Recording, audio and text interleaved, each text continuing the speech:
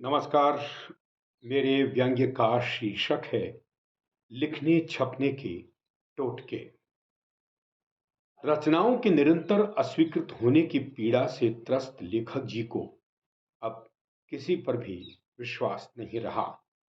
हारकर वह फिर से अंधविश्वासों पर यकीन करने को मजबूर हो रहे हैं।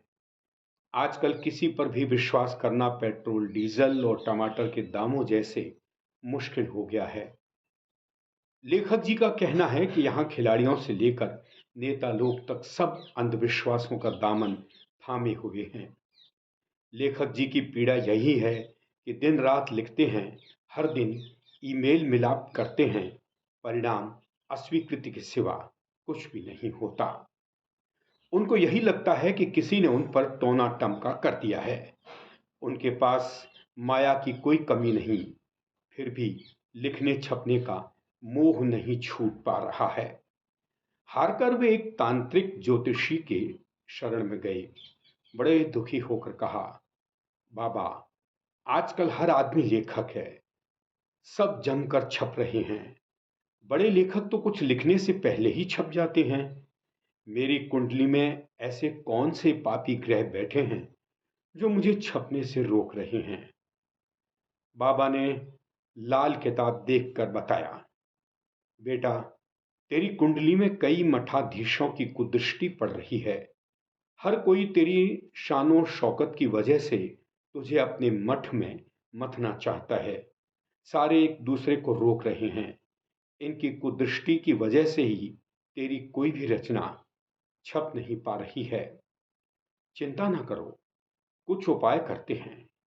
बाबा ने आंखें बंद कर ली। आजकल हर समस्या पर आंखें बंद करना ही उसके हल की चिंता से मुक्त करता है। कुछ देर सोचने के बाद ज्योतिषी बोले, बेटा, सबसे पहले किसी एक मठाधीश की शरण में जाकर गंडा बंधन करना होगा। इसके बाद बिना किसी कड़ी परीक्षा के तुम्हारा धंधा यानी लेखक सारे बंधन से मुक्त हो जाएगा।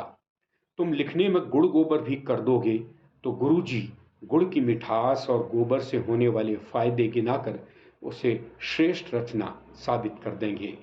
उन्होंने आगे बताया, साहित्य में भेड़ चाल का चलन खूब है। एक बार गुरुजी ने गोबर को गुड़ बता दिया तो सारे लेखक चेले पार्टी लाइन जैसे एक सी प्रतिक्रिया ही देंगे, उसकी मिठास में पगी तारीफ ही परोसेंगे।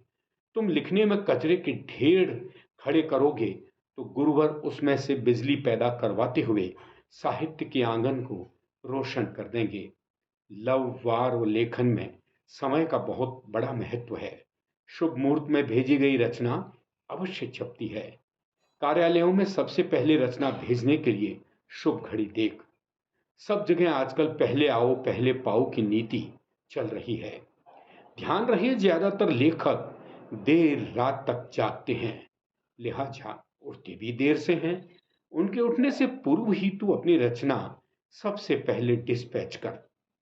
रचना के ऊपर मठाधीश के चरणों की धूल चिपका, फिर देख कमाल।